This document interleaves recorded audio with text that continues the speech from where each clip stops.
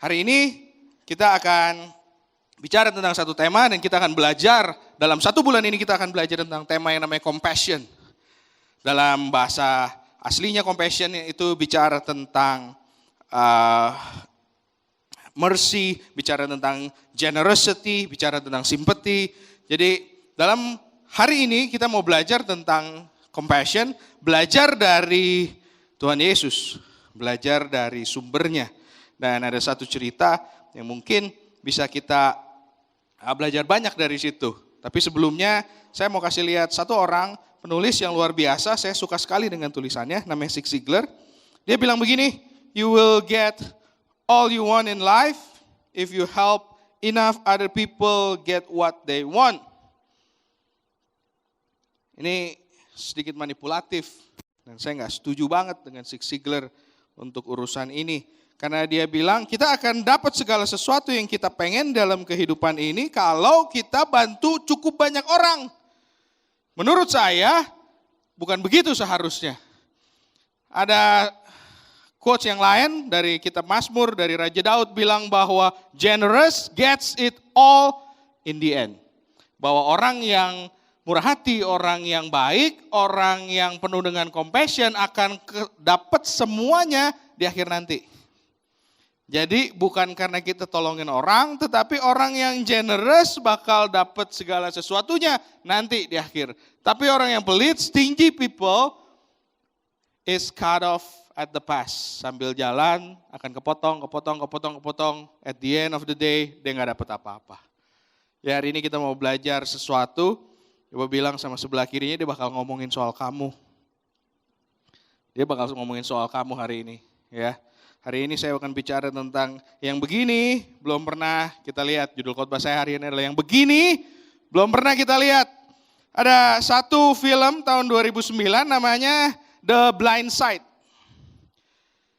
Film ini kasih Academy Award buat yang main, Sandra Bullock. Film ini bercerita tentang, ini true story, datang dari sebuah buku dengan judul yang sama tahun 2006, 3 tahun sebelumnya. Bicara tentang satu orang yang namanya Michael Oher. Michael Oher ini adalah seorang pemain football, American football. Itu yang badannya gede, yang pakai nomor 74 itu. Dia adalah seorang yang sangat berbakat dalam olahraga, tetapi punya misfortune, punya banyak kegagalan dalam kehidupannya. Jadi dia ada di keluarga yang salah mungkin, tetapi menurut saya, dia dipakai Tuhan untuk sebuah purpose yang mulia. Dia lahir di sebuah keluarga yang sampai dia cukup besar dia nggak pernah ketemu maminya siapa. Terus 1 dari 12 bersaudara yang nggak jelas, 11 lainnya itu anak siapa. Terus kemudian dia ditaruh di sebuah program penampungan anak, ditaruh di situ. Terus kemudian harus hidup dengan banyak orang. Dia kekurangan makan, dia nggak bisa sekolah, nggak dapat pendidikan dengan baik, tetapi dia punya badan yang sangat kekar dan dia punya karunia olahraga yang luar biasa. Dia pernah jadi pemain basket dan jadi pemain basket yang sangat sukses. Dia terus kemudian main American football, terus kemudian jadi quarterback, terus kemudian dia jadi penyerang dan segala macam. Dan orang ini luar biasa banget. Sampai satu hari dia homeless.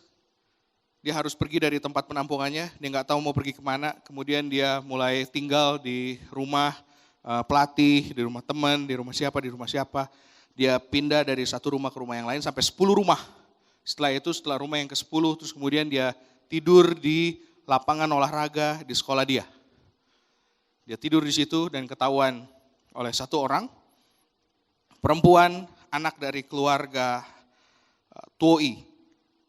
Nama Irish, tetapi keluarga yang tinggal di Memphis, Tennessee, di sebelah timur dari Amerika. Mereka ada suami istri dengan 2 orang anak. Mereka punya bisnis yang sangat baik. Menurut saya mereka adalah keluarga Kristen yang sangat baik. Just wanna be a good Christians. Mereka punya 85 restoran chain. 85 Taco Bell, KFC, Long John Silver dan segala macam itu semua di kota itu punya 85 restoran chain punya dia. Saking suksesnya. Dan pekerjaan dia sebetulnya bukan itu, karena pekerjaan dia adalah komentator olahraga. Jadi Sean Toi ini punya pekerjaan komentar olahraga. Sampai satu hari anak perempuannya bawa pulang orang yang namanya Michael Oher. Mereka pulang, terus kemudian anak perempuannya bilang dia homeless, gak tahu mau tidur di mana. Terus kenapa kita gak bantu? Dan bantuan mengucur pertama dalam cuman urusan voucher. Karena mereka punya 85 restoran, maka dikasih voucher. Maka Michael Oher gak akan pernah kekurangan karena dia bisa pergi kemanapun dari 85 restoran itu. Dan kemudian setelah dikasih ternyata masalahnya gak selesai di situ karena dia juga homeless, gak punya rumah. Dia masih tinggal di sekolah sampai akhirnya terus mereka berusaha cari gimana caranya. Akhir cerita adalah Michael ini kemudian diangkat dan diadopsi oleh pasangan ini. Yang begini belum pernah kita dengar. Ada satu keluarga kulit putih dengan tendensi yang begitu besar di Amerika. Mereka punya anak adopsi kulit hitam, badannya gede, tinggal satu rumah, punya anak perempuan lagi. Yang begini belum pernah kita dengar. Kenapa bisa begitu? Saya rasa bisa begitu karena ada Yesus. They just trying to be a good Christian. They just trying to be a good Christians. Michael Oher bilang begini waktu pas diwawancara. Bukan di filmnya ya, tapi di kejadian betulnya dia bilang, when I move in with Leanne and Sean, I felt love. Like part of a family. Saya diperlakukan seperti keluarga. In the other houses, I didn't feel like part of the family. Di rumah-rumah sebelumnya yang dia datang, dia gak pernah diperlakukan sebagai keluarga. I didn't feel like they wanted me there. Dia tahu bahwa keberadaan dia di situ ngeganggu. Tetapi di rumah ini dia tahu bahwa orang-orang suka dengan dia, orang-orang mengasihi dia. Dia bisa rasakan, dia bisa tahu. Kenapa bisa tahu?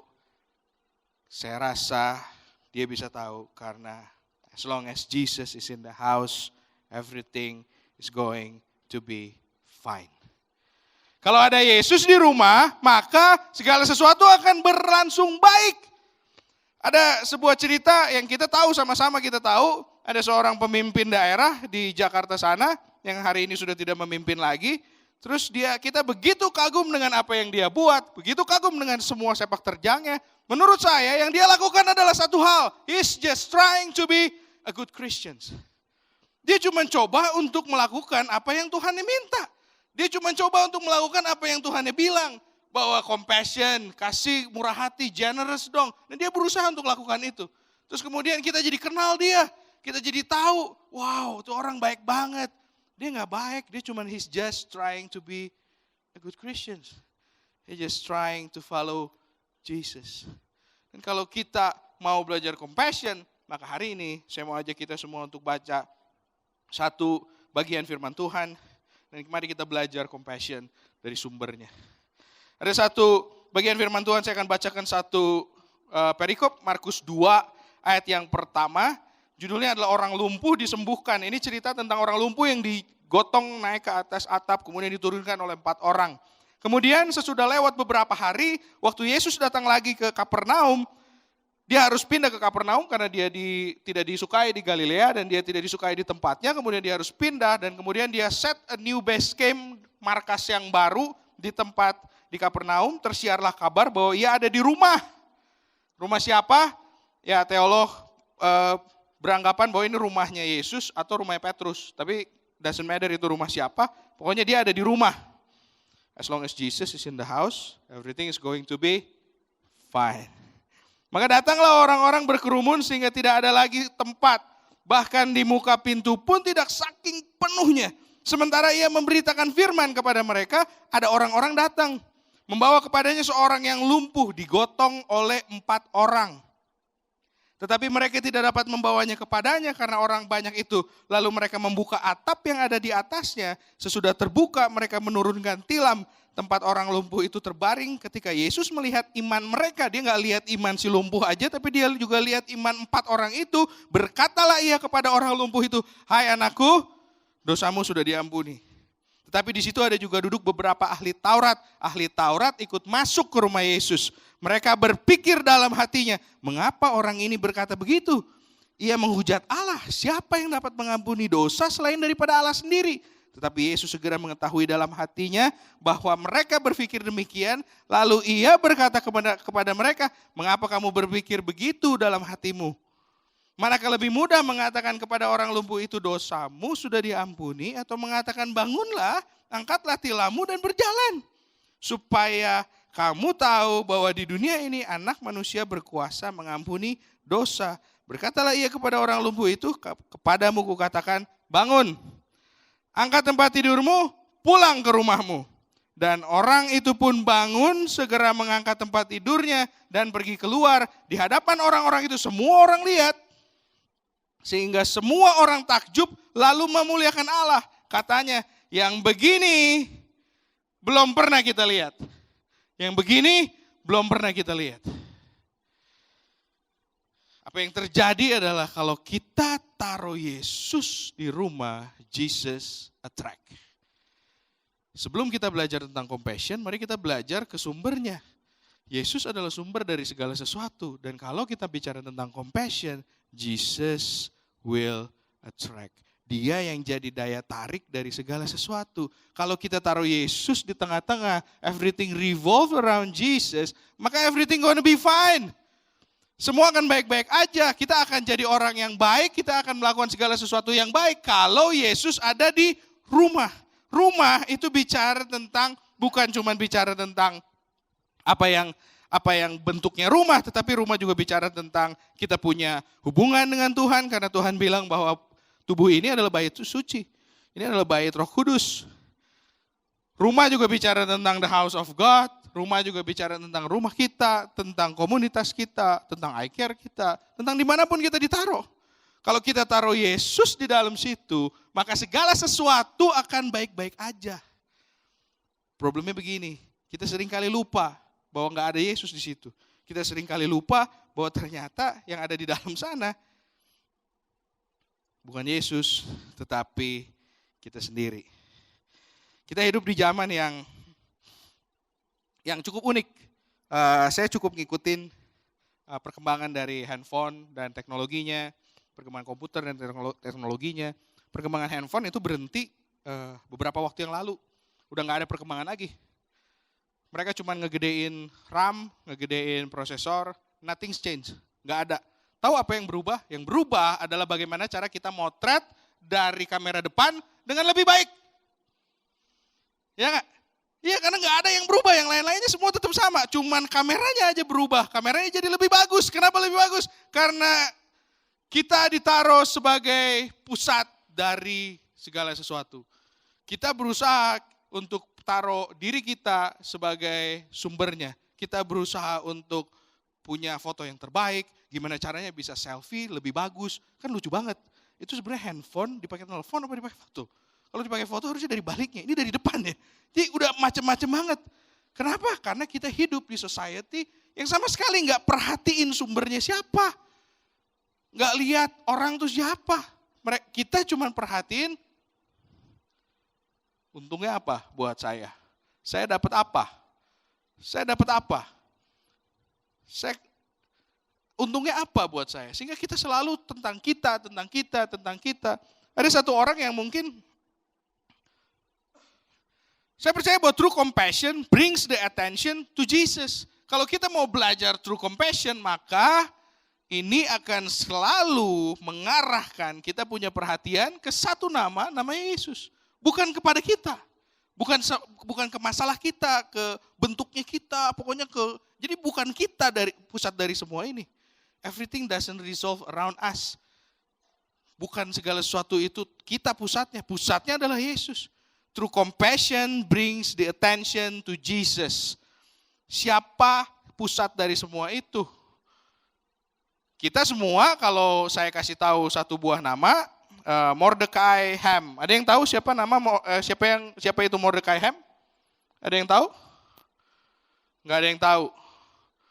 Dari depan sampai belakang, nggak ada yang tahu siapa itu Mordecai Ham. Ada yang tahu siapa Billy Graham? Semua orang manggut-manggut. Semua orang tahu Billy Graham. Kalau nggak ada yang namanya Reverend Dr. Mordecai Ham yang kemudian berkeliling bikin KKR, dan kemudian bikin kebaktian di Kentucky, Amerika Serikat, tidak akan pernah ada anak muda yang namanya Billy Graham yang kemudian bertobat dan kemudian jadi penginjil besar. Waktu Mordecai Ham meninggal, Billy Graham dikasih waktu untuk kata sambutan, dia bilang begini, ada kurang lebih 5.000 penginjil yang dihasilkan oleh seorang Mordecai Ham. Kalau nggak ada dia, nggak ada Billy Graham, dan dunia ini kekurangan 5.000 orang penginjil. Dia bertanggung jawab atas 5.000 orang berdiri di belakang pulpit, kata Billy Graham. Kita semua sering kali ngerasa bahwa pusat dari attention itu kita. Pusat dari segala sesuatu, orang lain harus lihat kita. Kita berusaha untuk menempatkan diri di situ. Semua orang berusaha untuk coba naik sampai semua orang bisa perhatiin dia. Tetapi kita lupa bahwa sebetulnya kita ada di sini karena hasil dari begitu banyak orang yang bantu kita bisa sampai di sini. Kita sampai di satu titik, satu poin dalam kehidupan kita, kalau nggak ada orang lain, nggak bakalan nyampe situ. Nggak akan ada Billy Graham kalau nggak ada orang yang namanya Mordecai Ham. Saya masih ingat sampai hari ini siapa yang bikin saya bertobat, saya masih ingat. Kapan terjadinya saya masih ingat. Tahun berapa, tanggalnya saya nggak ingat. Tahun berapa, kejadiannya bagaimana, yang bikin saya bertobat, namanya saya masih ingat. Kalau saya ketemu dengan dia, saya masih ingat mukanya. Belum pernah ketemu aja. Jadi, true compassion always bring the attention to Jesus, karena dia adalah sumbernya, maka kita nggak berhak untuk take credit, kita nggak berhak untuk rebut, kita nggak berhak untuk curi kemuliaan itu, dan true compassion confirmed by God's word. True compassion confirmed by God's word. Kita lihat tadi di 7 Seed ada kesaksian yang begitu luar biasa. Menurut saya kalau kita ada di posisi seperti itu, maka mungkin nggak semua orang bisa melakukan apa yang Irfan dan Rita lakukan. Sebab nggak mudah untuk ada di sana. It's not always easy. Karena ikut Tuhan is not always easy. Bulan lalu saya cerita tentang begitu waktu kita dapat hardship. Maka ya nggak selalu begitu kehidupan kita. Kadang ada hardship, kadang ada kesusahan supaya kita bisa naik level. Tetapi kita selalu dikuatkan dengan firman. Dengan firman. Kunci dari firman adalah kita percaya bahwa firman itu bekerja buat kita. Firman itu bekerja buat kita, bukan bekerja buat orang lain. Cuman buat orang lain doang, buat dia doang, buat si itu doang. Tetapi kita percaya bahwa firman itu akan bekerja buat kita. Beberapa waktu lalu saya punya problem. Setiap kali kita punya problem, saya dengan istri selalu duduk, terus kemudian kita berusaha untuk omongin itu, terus kemudian kita coba buat cari jalan keluar. Yang pertama kali kita lakukan adalah kita berdoa, dan terus kemudian selalu terjadinya selalu begitu. Jadi kalau cari pasangan hidup, cari yang baik, cari yang bisa bantu, jadi penolong dan bukan perongrong. Selalu terjadinya begitu. Ketika saya punya masalah, kita duduk berdua, terus kemudian Tuhan ngomong lewat dia. Ya, kebetulan di hari ini nggak di sini, di belakang, lagi di lighting. Selalu Tuhan ngomong lewat dia. Dan kemudian dia nggak tahu gimana caranya, dia selalu bisa ngomong bahwa nggak tahu kenapa, tapi terus Tuhan bawa ke sini, terus dia bacain ayatnya, terus gitu. Dan saya selalu bilang gini sama Tuhan, nggak bisa gitu ngomong langsung. Please lah Tuhan, saya ini hamba Tuhan, pendeta. Kok Tuhan nggak ngomong lewat dia lagi. Tapi selalu kayak begitu. Selalu terjadinya seperti itu. Dan urusan saya cuman percaya. Percaya dari titik ini sampai titik itu Tuhan akan genapi firman-Nya. Sebab kalau kita percaya, salah satu dari ciri orang percaya adalah give up the need to know why. I don't need to know why. Saya nggak perlu tahu kenapa. saya nggak perlu tahu gimana, saya nggak perlu tahu kenapa bisa begitu. Tetapi yang perlu saya tahu adalah Allah saya Allah yang besar, tidak ada satu nama selain nama Tuhan yang lebih besar. Saya tahu bahwa nama Dia penuh kuasa, saya tahu bahwa nama Dia bisa bikin ini urusan beres. Kalau saya bisa taruh itu, saya bisa percaya, saya bisa taruh Tuhan di tempat yang pertama, maka baru kejadian yang namanya firman-Mu terang, pelita bagi kakiku, terang bagi jalanku. Kalau kita taruh Tuhan di situ, baru kita bisa belajar sedikit tentang namanya compassion. Kita perlu belajar compassion dari sumbernya. Dan through compassion selalu confirm by the God's word. Seringkali waktu di dalam masalah, saya dengan istri saya kita berusaha untuk pakai kita punya wisdom. Kita punya pemahaman, kita punya knowledge. Kita berusaha untuk pakai semua yang kita bisa. Kita cari akal, begini. Bisa nggak? Gini, bisa nggak? Kurang lebih gini, bisa nggak? Waktu kita kesulitan apapun, bukan cuman kesulitan tentang masa depan, bukan cuman tentang ya apapun lah. Saya selalu coba untuk cari, tetapi our wisdom is limited. Sementara God's wisdom is limitless. Setiap kali juga kalau saya ada orang yang datang terus ngajak ngobrol, terus kemudian konseling, saya selalu mikir begini, saya harus jawab apa ya? Masalah dia jauh lebih berat dari masalah saya. Yang dia ceritain belum pernah saya dengar. Yang dia ceritain saya belum pernah tahu. Saya mesti jawab apa? Semua yang saya bilang begini sama Tuhan.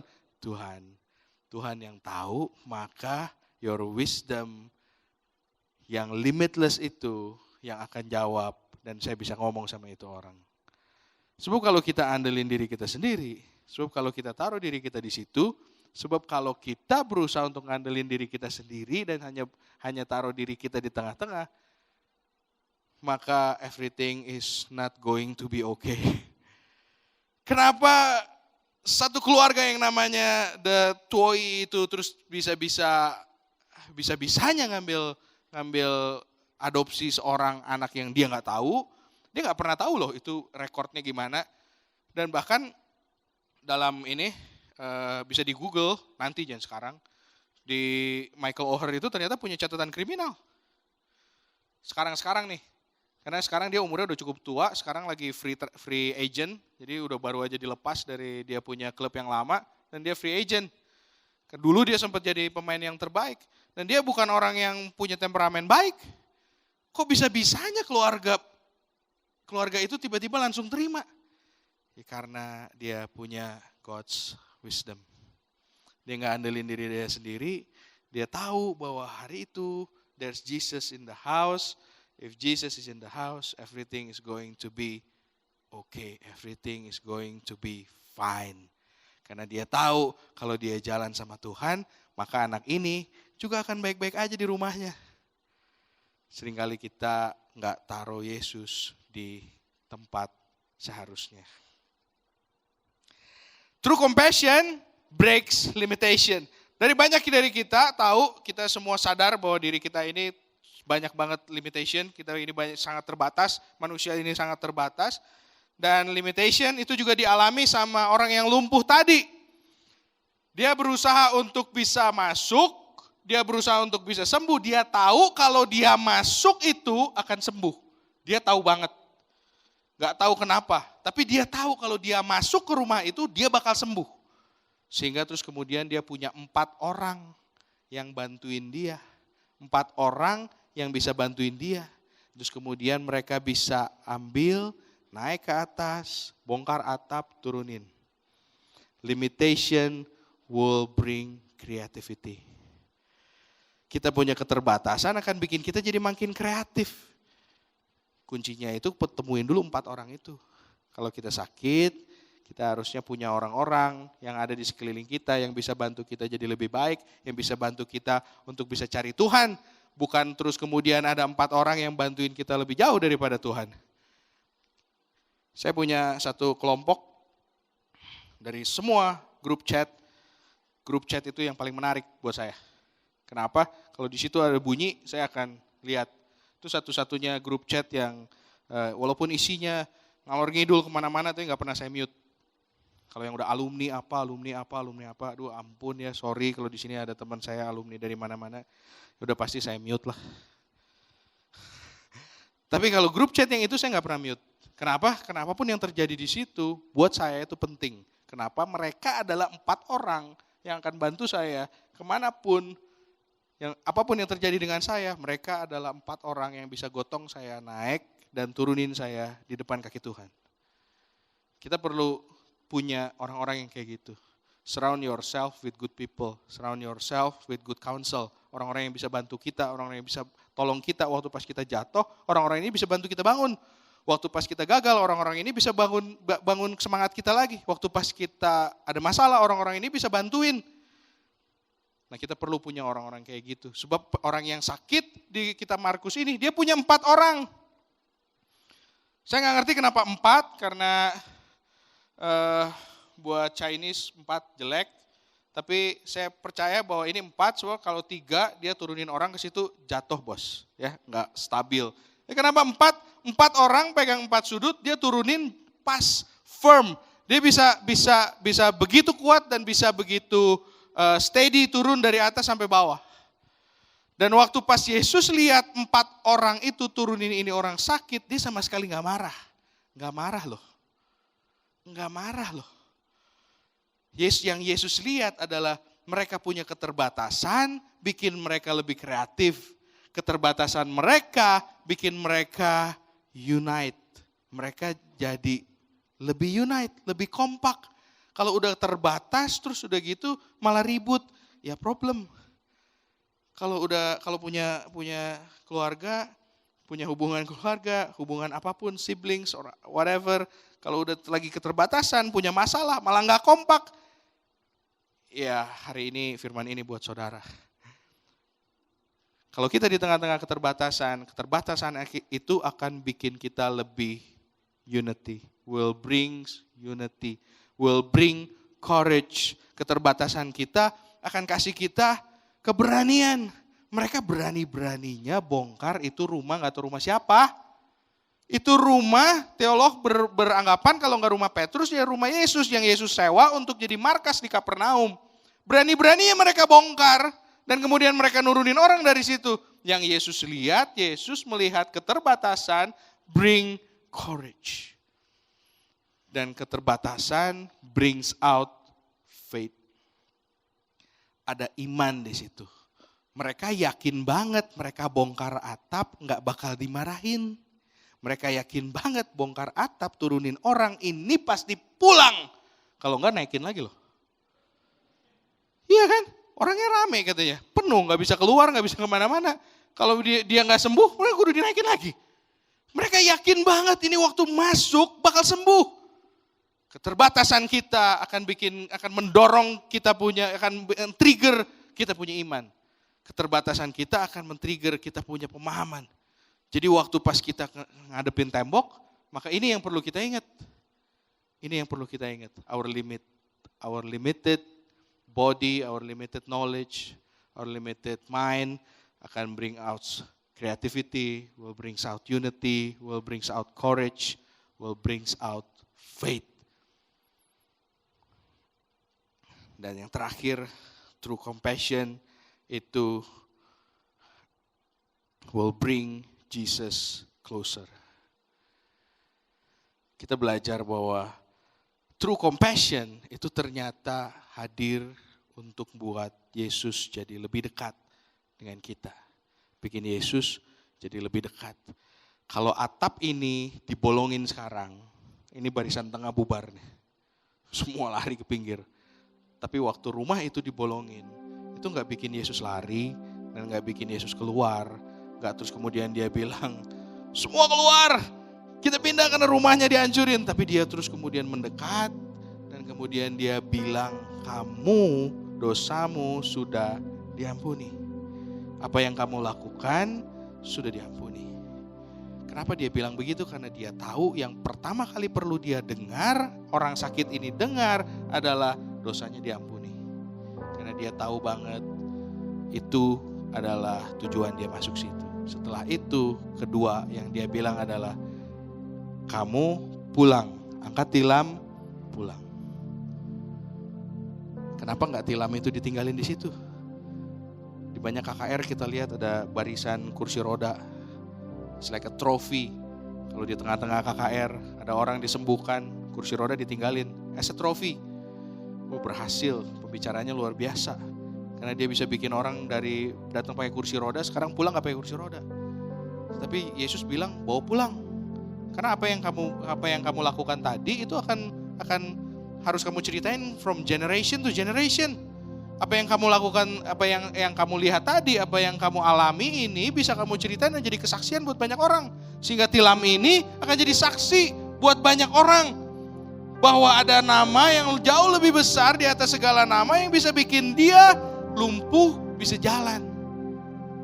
Dan kemudian itu, tilam itu bisa dipakai oleh orang lain. Dan itu akan jadi kesaksian buat banyak orang.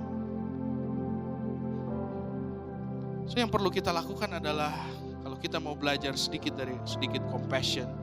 Karena compassion kita semua dari kita perlu untuk belajar compassion. Karena menjadi murah hati, menjadi generous adalah sifat Allah dan Allah Tuhan pengen supaya kita punya sifat itu. Mari kita belajar sedikit dari kitab Markus ini. Mari kita belajar that true compassion brings Jesus closer.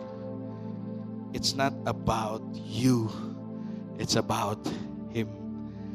Waktu saya ngomong compassion, saya nggak bilang tentang uang, saya nggak bilang tentang apapun, tentang tenaga, saya nggak bilang.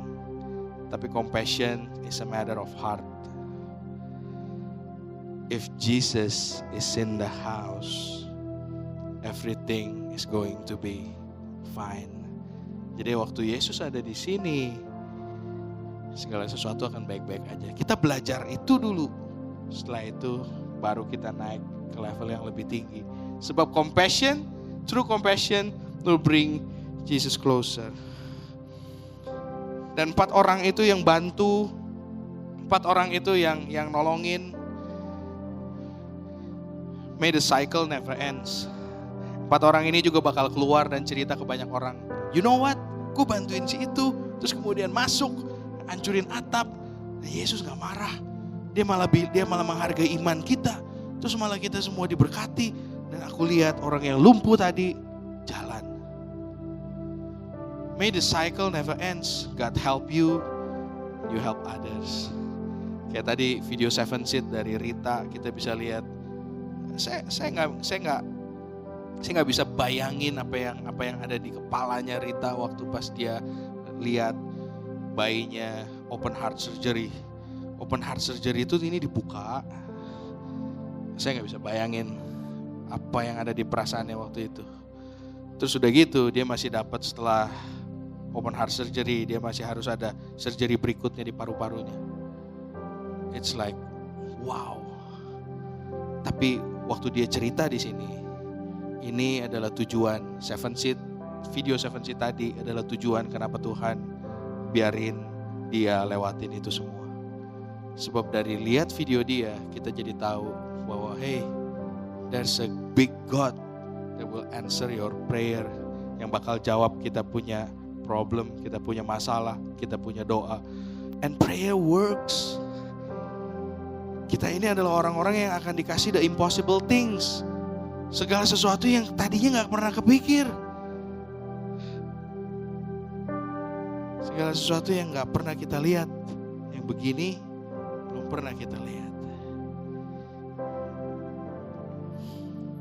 Tuhan bilang begini waktu pas di akhir, dia bilang, by this all men will know that you are my disciple if you love one another. Cari 4 orang, saya nggak bilang 4 orang, tetapi di firman di cerita tadi itu Yesus cerita tentang 4 orang yang turunin si lumpuh, tetapi kita perlu cari orang-orang yang bisa kelilingin kita. If you are a good Christian, you're gonna help one another. Yang ada love one another. Kita bakal mengasihi satu sama lain. Kalau kita memang orang Kristen yang baik, kalau kita memang orang yang baik, kita berusaha untuk jadi seperti Yesus, maka kita akan mengasihi satu sama lain. Nah, yang begini belum pernah kita lihat. Yang begini ini belum pernah kita lihat. Tapi saya percaya bahwa yang begini bakal kejadian di IFGF. Yang begini adalah value dari The House. Yang begini adalah core value-nya kita. Dan kita akan lihat from impossible to possible. Kita akan lihat yang begini ini sering. Kita akan lihat yang begini ini terus terjadi. Kenapa? Karena kita mau taruh Tuhan di pusat dari segala sesuatu. Kita mau taruh Tuhan di The House. Kalau Tuhan ada di sini, kalau Yesus is in the house, everything is going to be fine. Amin. Saya mau ajak kita semua bangkit berdiri, mari kita berdoa. Tuhan, kami tahu bahwa Tuhan kami Tuhan yang luar biasa. Dan kami mau belajar untuk lihat hal-hal yang gak pernah kami lihat sebelumnya. Kami mau belajar untuk bisa taruh Tuhan di tempat yang pertama dan terutama kami mau selalu taruh Tuhan in the house. Sebab kami tahu kalau Tuhan ada di situ, segala sesuatu akan baik-baik aja. Jarak kami dengan semua solusi dari permasalahan kami adalah nama Tuhan. Jarak dari kami ke semua solusi permasalahan dan pergumulan kami adalah nama Tuhan. Dan kami mau angkat tangan kami supaya Tuhan turun tangan. Kami berdoa saat ini buat semua tangan-tangan yang terangkat, biar Tuhan selesaikan dan Tuhan bantu. Apapun pergumulan yang sedang dihadapi, Tuhan ada di sana. Tuhan akan tolong, Dia akan kasih kelegaan, Dia akan kasih solusi, Dia akan kasih kemudahan, Dia akan kasih percepatan, Dia akan kasih kesembuhan, Dia akan kasih mukjizat. Sebab namanya, nama di atas segala nama. Namanya mampu untuk bikin kita trust, untuk bikin kita percaya tanpa perlu tahu kenapa. Sebab Allah, kita Allah yang luar biasa. Terima kasih Bapa buat hari ini. Kami berdoa buat kehidupan kami, supaya sepanjang bulan ini kami boleh belajar arti compassion. Supaya sepanjang bulan ini kami boleh lihat lewat teladan Yesus, ada begitu banyak orang yang lihat Yesus dalam kehidupan kami. Thank you Jesus. Thank you Jesus. Dan apabila engkau baik-baik mendengarkan firman Tuhan pada hari ini, maka engkau akan pulang menjadi kepala dan bukan ekor. Engkau akan terus naik dan tidak akan pernah turun. Diberkatilah lumbungmu, diberkatilah dapurmu, diberkatilah pekerjaanmu. Apapun yang sedang kau kerjakan akan berhasil. Tuhan akan memberikan engkau sukacita, damai sejahtera, dan berkat-berkatnya terus mengikuti kita dari sekarang sampai Maranatha. Terima kasih Bapa, di dalam nama Yesus semua orang percaya bilang amin. Happy Sunday Church.